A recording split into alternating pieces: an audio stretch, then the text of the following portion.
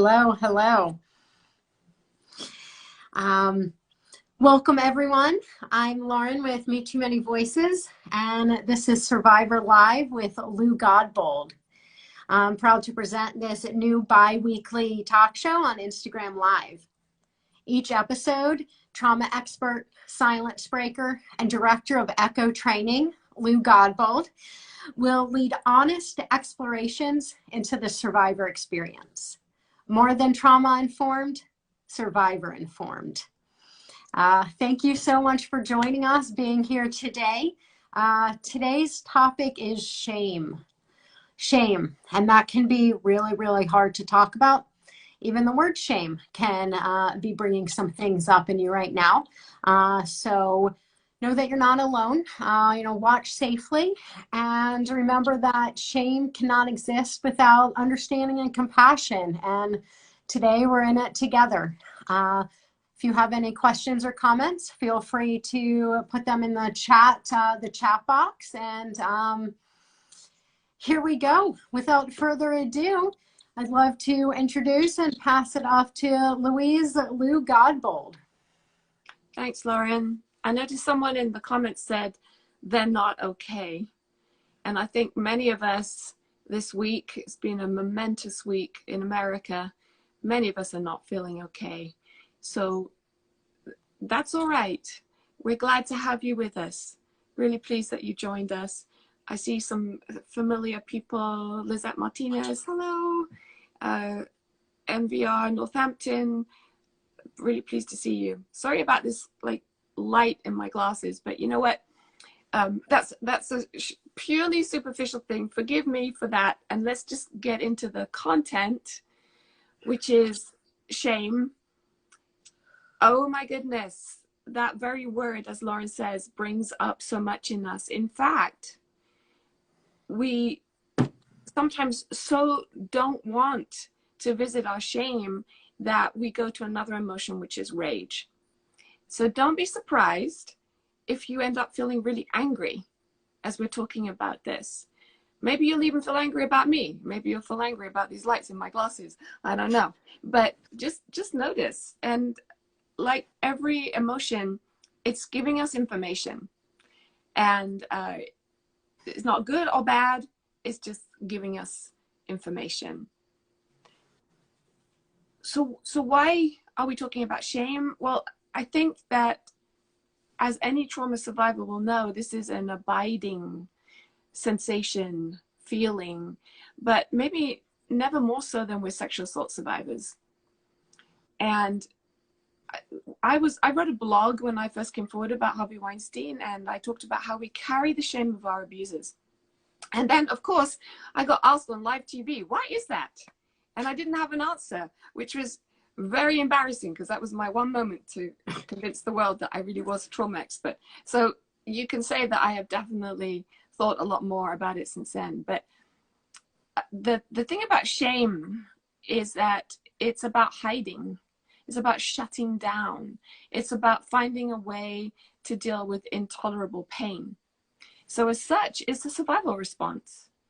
And it might even be really important for your survival. So let's honor the function of shame, which is to hide those feelings that are too painful to examine. And in the moment, if this really would be a life or death situation for you to be so overwhelmed by your feelings, then that's good. But it's not good if it lingers. And that's the problem with shame, is that it lingers. So why sexual assault in particular bringing up so much shame? Well, I think the first part of that is really obvious, right? Because, and I don't want to go into details of sexual assault and activate anybody, but at some point during the assault, we were either groped or exposed in some way that was humiliating.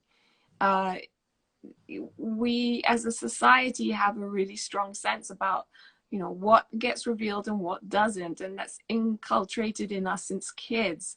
And that was that sense of privacy, that sense of sacredness, of our permission to give that intimacy or not, was violated in some way. And so it is by definition a very intimate and personal and therefore very humiliating experience. And then I don't know if some of you have had to give reports to the police. I know that Lauren, you've done some reporting, and we both know doesn't matter how sympathetic the person, to have to detail the body parts that were involved. I mean, gosh, that's embarrassing. Especially if you have an unsympathetic male police officer, as was my case. So yes. Also, I just want to add that a female, any gender, can also be misunderstood, not empathetic and understanding, that it's not an issue just for the male police officers, that unfortunately a lot of female officers, or, regardless of gender, I think, really sometimes don't have a lot of information and, rely on rape myths and make it an uncomfortable situation. But go on, I just wanted to chime in on that. That's so true. And I don't know if that speaks to your experience. My experience was with male police officers. And I even choose a female doctor. So, there's that element too, that you want someone of your own gender maybe to take the report. That was my experience, and that doesn't seem to be accommodated in some of the reporting that I've experienced. So the other part, which is kind of germane, common to all trauma, is that you feel helpless. At the time of the assault, you have lost power and control to protect yourself. You therefore feel helpless and powerless. And that in itself can be incredibly humiliating, because we are taught to despise weakness. Our society despises weakness. And therefore we might feel like, we were weak in that moment. The other thing, of course, which we cannot avoid talking about here, is the stigma and blame that society attaches to sexual assault. So regardless of all those things, which are kind of part and parcel of trauma and the actual sexual assault, we also then have to deal, as Lauren says, with rape myths and with huge misconceptions about sexual assault. And then lastly, I don't know about you, but for me, I just felt stupid. I felt stupid that I had let this happen to me. That's how I thought. I let this happen to me. And so there's a huge part of self-blame, which definitely feeds into the shame. And sometimes that can be a coping strategy, because we feel so powerless. It's almost like we want to take control by taking responsibility that's not ours to own. And I've heard so many people say, well, if only I had done this. But the truth of the matter is, you really didn't have any control in that situation. It's not your fault. But we actually like that idea that we could have done something, because that restores our sense of power. Yeah. All of this, the sum total of all of this is to make it feel like our needs, our basic need for safety, and any of our needs, whether that's for dignity, privacy, whatever, are not important, or that someone has decided that their needs matter more, whether that's the abuser, your sexual abuser. And for some of us, this harkens back to our childhood, where our feelings and our thoughts and our needs didn't matter. And so it can be incredibly activating as well if you've experienced childhood trauma. There is actually a positive part to shame. Well, now you're interested. What could possibly be positive about this burning inhibitory? Before we get to the positive and yes. a flip, do you mind if we got a whole bunch of comments in? Sure. Just before we get too far ahead, want to make sure we're looking. Let's see. Someone has shared, I never reported it because of the shame and fear. Please know you are not alone in that. The majority of sexual assaults are not reported for that reason. It's one of the major reasons why people don't report. Someone wrote, in addition to the police report having to get photographed. I can imagine that I did not have to go through that. I reported after, but being beyond invasive, having a camera on flashes, it's unfortunate how, as survivors, we're the evidence, and we're also people, and it makes things really, really hard. Someone wrote, yes, women officers can be the same. The gaslighting, victim shaming, re-traumatization. Oh yes, the cascade of trauma. Someone writing, questioning yourself, did I deserve it? That's all so real. People are asking if there's going to be a replay of this. Yes, it will be saved on IGTV if you can't stay for the whole thing. I'm hearing that someone was begging the police officer to help and they wouldn't. I'm truly, truly sorry. I believe you. All too often the systems that are set in place to support us are not actually supporting. And I'm really, truly sorry that that was your experience. You deserve better. We all do. And speaking of deserving better, let's talk about that positive side you were just talking about, Lou. Well, and I always love your emotional intelligence, Lauren, because my defense as a child was to become really cranial and analytical, and I will sit here and spew all kinds of information. You have the emotional intelligence to check in with what people are feeling, and what I'm seeing from the comments is a lot of people are wanting to tell their own story and they're wanting support. So I'm so glad for the work that you do and the support groups that you run, because obviously that's really important. And so now I'm going to practice a little bit of emotional intelligence and just take a deep breath and encourage everyone else to do the same, because it looks like a lot of stories are coming up, and I can just imagine that it's bringing up a lot of emotions for people. And now, if you're like me, let's distract ourselves with some facts and cranial activity. The purpose of shame was to try and maintain social norms. So the point of shame is to make us comply. And that can be a good thing. So if the society decides it's not okay to murder somebody and we all comply, that's a good thing. The problem is that the shame becomes internalized. And going back to what we were saying about the rape myths that exist and the reflection that you see in the person who's taking a report who maybe isn't sympathetic, all of those things become internalized. And that's when it becomes really damaging. And that's why we called this episode shame, turning it inside out. Because the word shame, okay, now I'm getting really nerdy, but the word shame is from the root word skem, which means to cover, to hide. And the power of shame is in the hiddenness. And the first part about getting rid of that shame is to allow the light to come in and irradiate all the corners. And I'm not saying that's a magical solve and everything will be fine, but I'm telling you now, shame is operating in our subconscious all the time.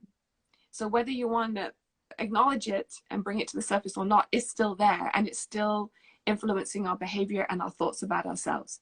So we might as well lift the lid, blow it open, give it a good cleansing breath of fresh air and sanitizing sunlight, and begin to take a look at what lies underneath. But we have spent our whole lives covering up. So your whole being is going to resist that, and your whole psychic energy is going to go into resisting that. So don't be surprised if you're beginning to feel like, well, that's a load of phooey. This is just stupid. It's all your defenses coming up to protect you. But I'm telling you now, you're strong enough. You can take a look. You're not that little defenseless child. You're not that person in the midst of the assault. You are strong. You're safe.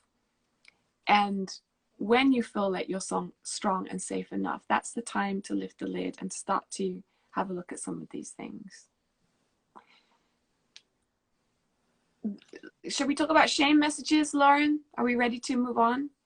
We're actually doing really well on time. So, as Yeah. you were. Okay. Well, but it flows in because what are we going to see when we lift the lid? We're going to see a lot of shame messages that mostly revolve around you're not good enough,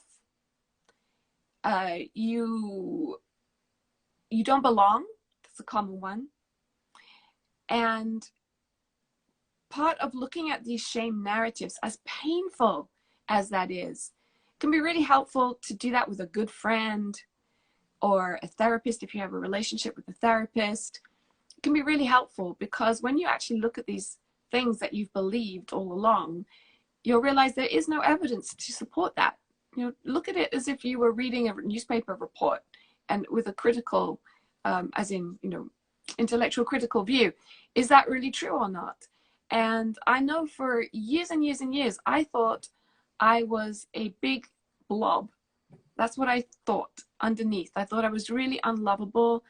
And that was the root of some of, you know, the eating disorder and everything else, because truly in my heart, I believed I was a big blob. And when you look at those beliefs, it's so painful, because why the hell did you think that? Somebody made you think that, and that's really painful. But obviously, I'm not a big blob. At least I don't think I am. So unpacking some of those messages and really beginning to understand where do they come from is helpful. And sometimes it was your family when you're growing up. Sometimes it's the messages society gives us. But don't let them take up any more free rent in your head. That's my message to you. We hold on to that deep rooted feeling, and in a way it's also familiar and comfortable. And so when people tell you, oh, you're so great, or you're so pretty, or whatever, you may find yourself having a hard time even believing it, because deep in our subconscious there's that little voice saying, no you're not, no you're not. Well, Absolutely. I hope that people are resonating. I hope that people are resonating. I'm saying that in the comments, and I know I am. I know even just, you know, one thing I'm really working on is being able to accept compliments, because my instant, like without even thinking about it, let me detract or try to tell you why this compliment isn't true instead of a thank you and owning it. Because it does, if someone compliments you, especially if it's something that you feel, it feels so like a stab. Um, it can be very overwhelming, and learning to just accept that with grace. I know. And I mean, this is really shame the basics. And we should do another episode that dives in a little deeper, because as you know, at Echo, we talk a lot about the impact of parenting. And sadly, we internalize how we are reflected in our parents' eyes. And so that becomes such a deep conditioning that you truly do not believe when someone says, hey, you're really smart, or you're beautiful, or you've got all of these wonderful attributes, if that's contrary to the programming that we've received. But that's subconscious programming. And like I said, that runs on autopilot all the time. And the only way to interrupt that is to dig that up. But one of the things I would like to talk about here is how does shame manifest? Because it doesn't always manifest as sinking into yourself. And one of the things I had to learn was shame was actually the source of my rage. And what happens is stupid little things, a stupid little thing, and all of a sudden, wham, my rage comes out. And that's because it's part of this real hidden part of myself. And it doesn't make sense to me. It doesn't make any sense to the poor person who I love, who I'm hurting at that time. But it can manifest as rage, and rage can feel great because it's like emptying out of your feelings. But really, it's the flip side of shame. If shame is shutting down, eventually all of that pressure to shut down is gonna explode. It's going to. So again, look at ourselves with empathy and understanding. Don't think I'm a bad person. And then you can begin to work on it, because shame is called an inhibitory emotion. It stops us working on stuff because we don't want to go anywhere near it. And another manifestation of shame, and people always say, oh yeah, I always say, do you know that person who refuses to accept responsibility, who can never be in the wrong, who absolutely will come up with ingenious reasons for why they were not at fault? That's somebody who can't tolerate the shame feelings. That's someone who's experiencing toxic shame. Shame can also look like shyness. People who are painfully shy. Perfectionism. That's about shame. Because if the shame is so intolerable, that's a word, the other one wasn't. If shame is so intolerable, you'll do anything not to experience it. And when we feel criticized, or we feel we're in the wrong or a failure, all the shame of the original trauma, all the humiliation comes up. And so perfectionism is one way to avoid that. Another is self-aggrandizement, like I'm so much better, because that actually covers up my feelings that I'm inadequate in some way. Self-criticism. Oh, that's so detrimental. That harsh voice inside of us. Really pay attention when that harsh voice comes up and say, would I talk to my best friend like this? Because if not, again, don't let that harsh voice take up free rent in your head. Just to say, all these things are a defense against shame. They are your psyche trying to protect yourself from this crippling feeling, which is shame. Lauren. Well, I just lost my train of thought, but what something you said made me think about that harsh self-talk, and how I think it can be really important for us to remind ourselves that it's not us being honest with ourselves, that it's us, recreating that cycle of abuse, those patterns of abuse. It's not honesty, and it may feel right and comfortable in the moment, but working on reframing that and sitting with that shame, kind of turning it inside out, as we've been saying. And we'll talk more a little bit about what else works a little bit later on in the live. But shame is really, really powerful. And I know we're preaching to the choir with that. Let's see, I saw a lot of comments coming in, resonated. People are feeling shame. Yes. Someone said, I believe the hardest thing to do is lovingly parent ourselves. Oh, isn't that true? This is a blessing. Thank you for sharing. Someone mentioned narcissism. Someone loves the honesty in this forum. Thank you. We try honest explorations. And then, hold on, I think the balancing act is sometimes that Stockholm syndrome keeps popping up insidiously in relationships. I could go all day talking about Stockholm syndrome and the fawn response, and that'll be something coming up soon. But absolutely, there's so much. We're complex beings in a complex world. Back to you, Lou. Yeah, so going back to that story about how I was asked about why do we carry the shame of our abusers, and I know that you asked that question before this episode, and I was really interested to hear people's responses to that. Yes, absolutely. Let me pull up my notes. Give me 1 second.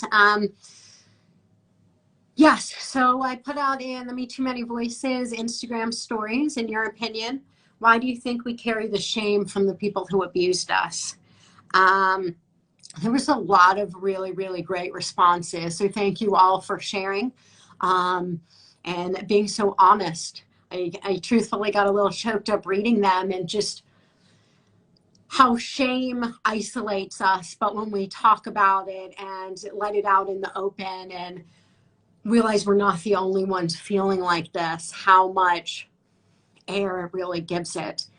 So I hope that, well, I don't, it's not like I ever want someone to resonate with the things that I talk about, but if you do, I hope that you find some comfort in them. So we are used to valuing their opinions and low views on us, on ourselves, because it is easier to blame the victim instead of taking responsibility. If we act triggered by it, we are shamed for being weak or not moving on yet. It's easier to believe there's something about us that deserves it than admit people can be so cruel. Oh, I see, Lou, you're nodding too. Yeah. Yeah, I'm looking for the like button. I'm not very good at this Instagram live yet, but I want to do a big like to that.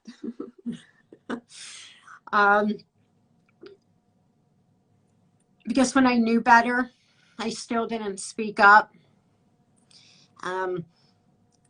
Please know that it's not as simple as that. It's not about knowing better. It's about feeling safe and doing what's right for you. Maybe because we are empathetic and feel for them almost. We worry about what people may think of us now after they learned what happened. Fear of being judged for XYZ, maybe not leaving soon enough, getting ourselves in that situation in the first place. Someone wrote, feeling like I deserve it. Society makes me feel gross. People have it worse, that there's so many different reasons. And just a reminder that trauma is personal. Having trauma doesn't take away Lou's trauma or vice versa, for better or worse. Because oftentimes our feelings are not validated and we don't know what else to do. That's something Lou and I have spoken a lot about, is not having the resources. If you don't have the resources, how are you supposed to even begin to figure out what to do? Having feelings of misplaced guilt. I allowed it to happen. We feel like we owe them for any validation they provided. On a level, we may feel we identify with them. It doesn't reflect the truth, rather enmeshment. I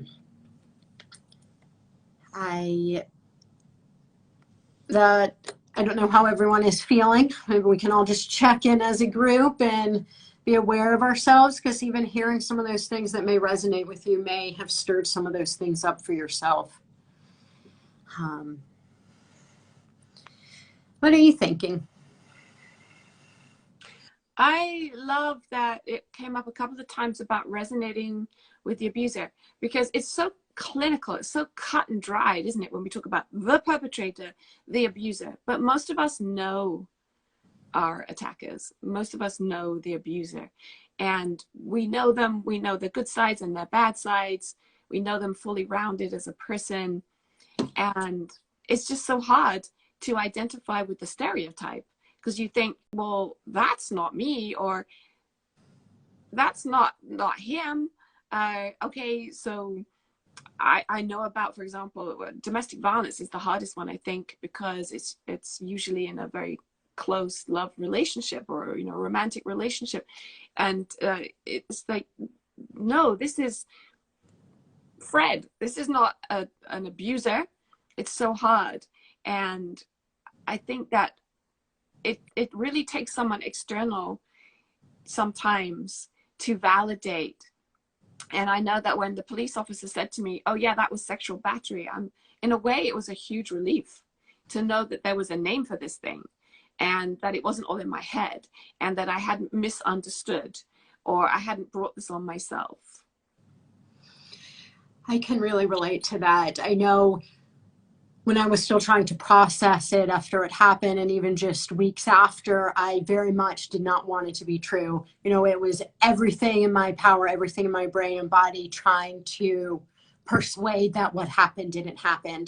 But then once I started processing, I found myself wanting to have that, label, and for someone to validate that for me. And I would be on message boards and trying to, do you think this is what it is, calling the helplines. And I see it so much in the work that I do, people explaining, which, to someone outside of the situation is clearly something, sexual violence in some way.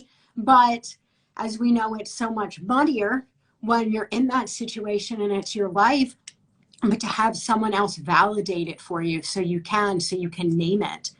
And once we name it, that's when we can start acknowledging and being able to, process it. But that's really hard. Well, and it's also so hard because you were there. And sometimes we feel just because we were there, and by, we, be careful how I'm saying this, but it happened to us.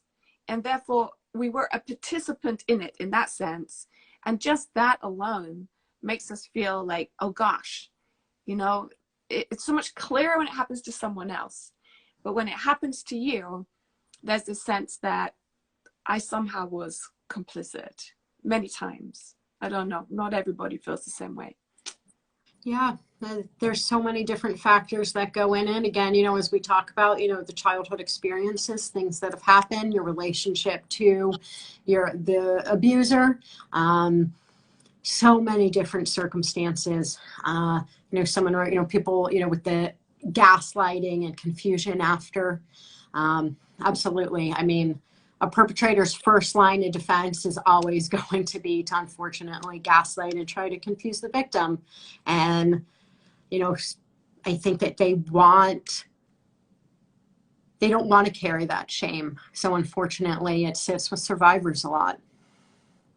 And I noticed something in the comments someone was saying about they felt guilty for not speaking up because I think it was saying that it happened to other people in the family. And that is a huge weight that we carry too.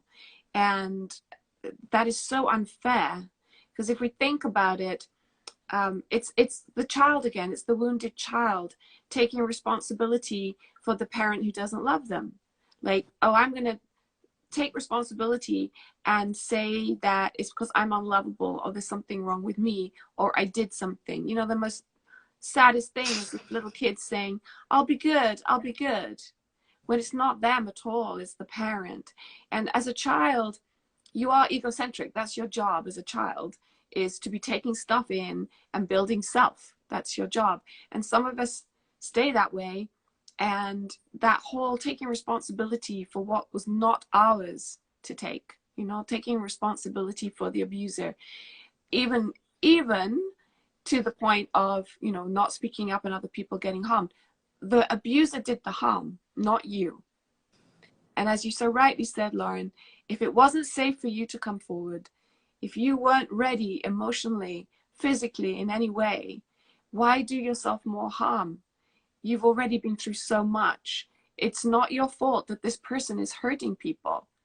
You got hurt too. Have some empathy for the fact that you got hurt too. And now you're even more scared. It makes so much sense. I'm getting a little choked up. I can see that. Are you okay? I am. I mean, it's all part of the process. We all have the things that speak to us, more so than others. And I definitely I took way too much credit for what was done to me against my will. And it took me a really, really long time and a lot of painful work to realize. And I mean, don't get me wrong. I mean, you've been on the phone with me some of those days. Some days it comes back, but it's not my shame to carry. I refuse to. It's not mine. I am also seeing a lot more comments in, and then we had a couple of other questions from Instagram as well. Powerful. Wow. A couple of people who had to go who are going to catch up. Thank you. Let's see. The silent sexual assault that occurs within families and intimate relationship is far too silenced and ignored. Oh, isn't that the truth? Sad, sobering truth. It's really heartbreaking. Thanks for talking about these issues. Thank you.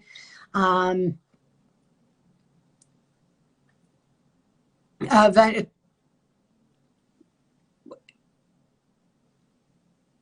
you realizing that you had a right to be happy, to be one with the light. That's incredible. People talk about forgiveness.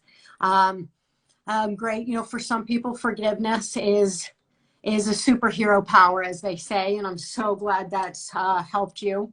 For some people, forgiveness isn't the answer. No one is ever in any obligation to forgive their abuser. It's truly what might make you feel even just a little more closure, a little more peace. It's entirely up to you, and it can change. We also asked on Instagram what questions you might have on shame. We got a few of them, which I will be addressing on Instagram later today and tomorrow. One question was, this is a perfect question for Lou. Where is shame located in the brain? In the body? How does it originate? Anything you can speak to on about that? Yes, and I see that people are still riffing on the forgiveness thing. I'd love to do a show all about forgiveness. That needs to be discussed. Yes. I'm making a note. I'm writing it down. Okay. So where is shame felt? You know what? I actually know the answer to that. It is experienced in the brain, and it's experienced in a part of the brain called the ACC, and it's the same part of the brain that we experience disgust. And if you remember, I was talking about it's a social construct in some ways. So it has a evolutionary purpose. Most things do. Disgust is so that, for example, if we see rotting meat, we won't eat it. It's to protect us. And the shame was originally felt in the same part of the brain. It was about protecting the society as a whole, that we conform to certain life-giving norms. That was the purpose. It's also the place where we experience joy and pleasure. So it is possible to replace that burning shame with joy and pleasure. Only the thing about it is that it is mostly a right brain phenomenon. And that's why children, even infants, can experience shame, because the right part of the brain develops first. The analytical part of the brain, the language part of the brain, that's all on the left-hand side. So when I'm talking about shame narratives, they can be helpful to expose the lies, but that may not get to that deep-seated belief that we've been talking about, because that's held in a different place. And we're going to talk in a minute about what works.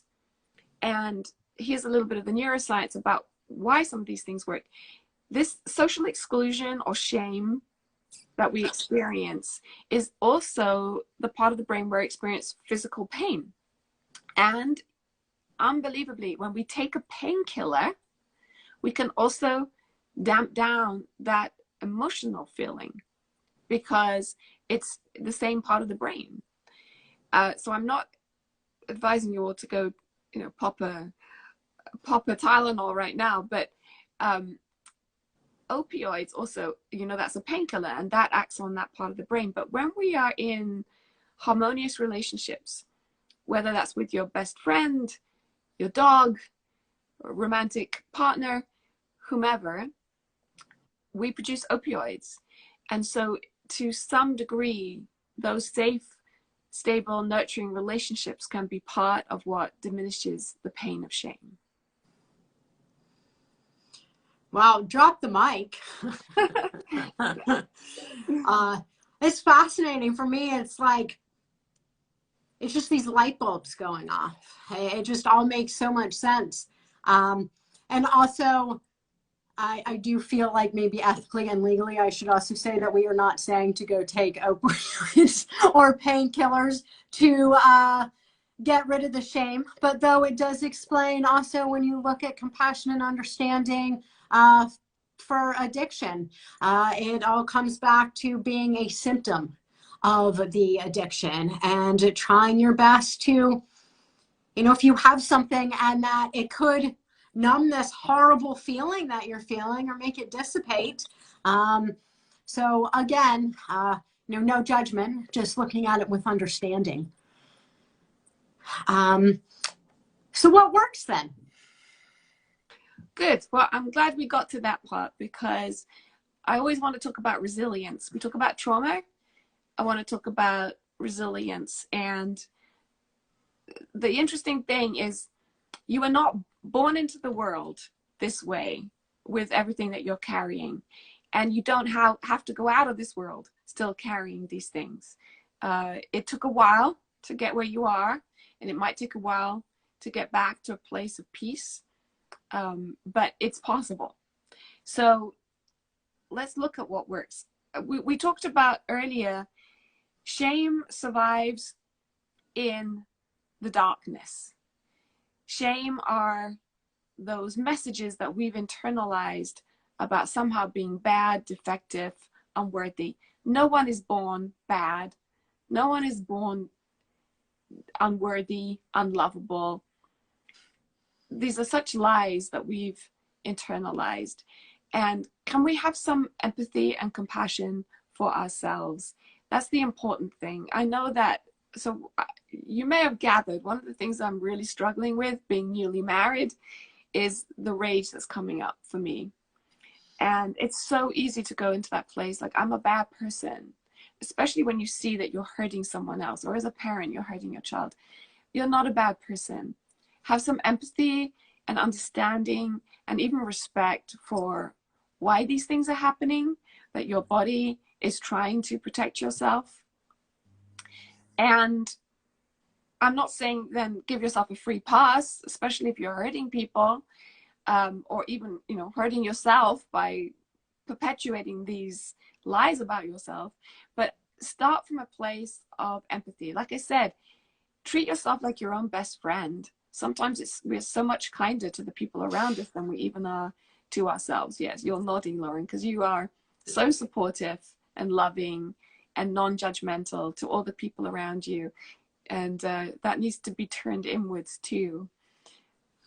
Oh, I'm doing it. I honestly, I think that I am. I do great work with that. You do. So that's the starting place. That's the starting place for everything, really. Again, you can't examine anything if you feel too shitty about it, right? Really, but bottom line. And that's what shame does. It keeps us stuck. So from then you have to start noticing your behavior. And someone once gave me the analogy, it's like you're sitting on the fence of a rodeo, and there's all these bucking broncos. I have to be careful how I say that. And you're watching them. You don't have to get on and ride one of them. You're watching them. So watch your behavior. Notice what triggers, what activates the shame, what activates, you know, noticing perfectionism, shyness, any of these things that we've talked about, how shame manifests. Notice, and then begin to unpack all of that. And that's part of the next part, which is creating your shame narrative. And that's a painful process. And like I said, maybe you need to employ someone who loves you, a friend, someone who can help you, because we're going to go back into those shame narratives. We're going to write, I am unlovable. Check. No, you need someone there who says, I love you. What are you talking about? Creating those shame narratives helps really expose the lies that we've believed. And then having that safe, nurturing relationship is where we begin to safely unpack some of those things. And I feel incredibly lucky after having spent 17 years really isolated, raising my son on my own, not in any kind of relationship, that I at last have a significant other. But I know that if someone had told me in those 17 years, hey, the key to all of this is being in a safe, stable, nurturing relationship, I'd be like, well, there's no hope for me then. But like we said, it doesn't necessarily have to be a romantic partner. We can find those safe, stable, nurturing relationships. Some people find them with their therapist. In fact, that's what they say the most important part of therapy is. Doesn't matter what kind of therapy, it's that relationship that makes a difference. Some people find that outside of their family, with the people they adopt as family. And maybe you don't trust human beings.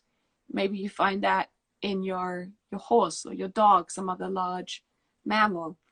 But those things can start to help us get out of this horrible shame spiral.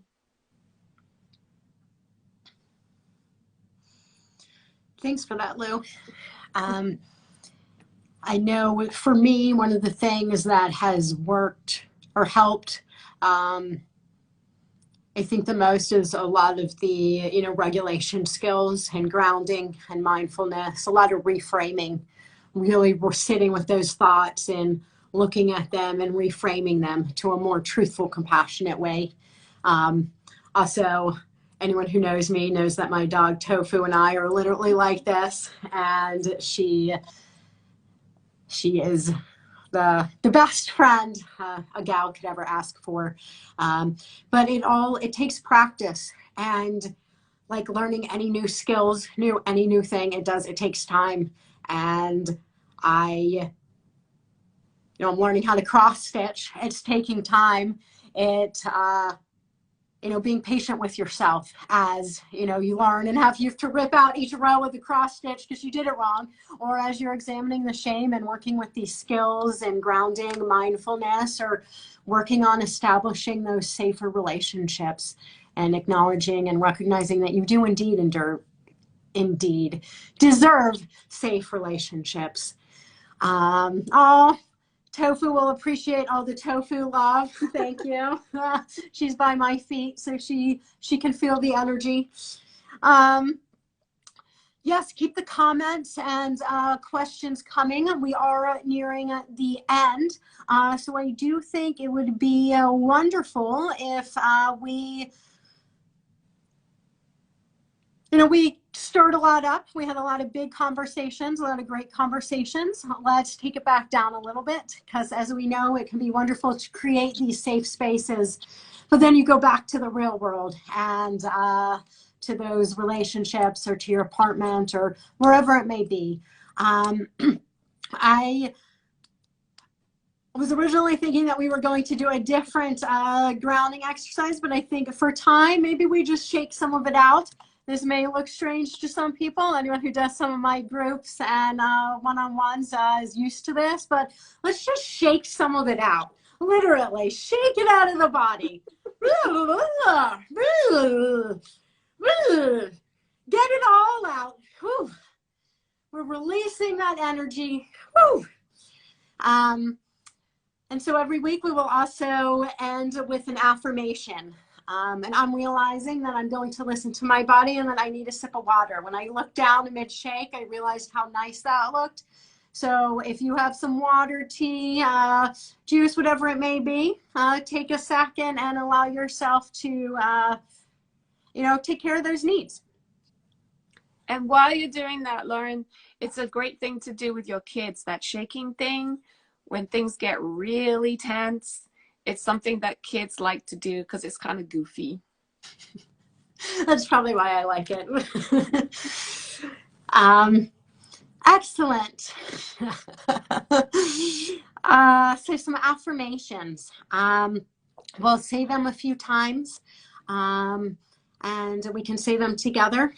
Say them out loud. Say them silently. We're all in this together. I will let the burning of my shame be a light to guide me, not consume me. I will meet my shame with compassion and understanding. Let's try it all together. I will let the burning of my shame be a light to guide me, not consume me.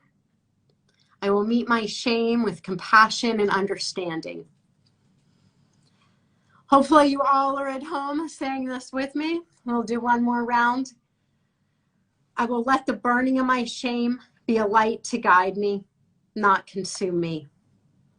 I will meet my shame with compassion and understanding. Thank you so much for joining us. I know Lou and I are really, really enjoying the Survivor Live. Our new bi-weekly show.